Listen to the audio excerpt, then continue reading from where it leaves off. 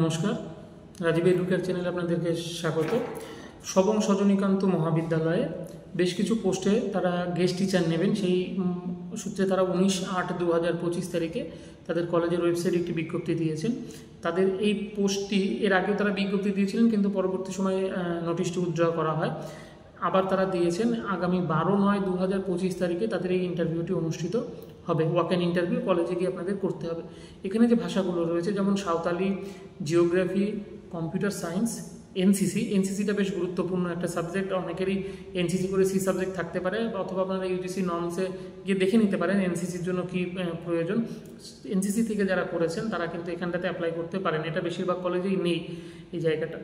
Education, physical education, Bangla, history এবং ফিলোসফির ওপরে তারা গেস্ট টিচার নিয়োগ করবেন আগামী 12/9/2025 তারিখে।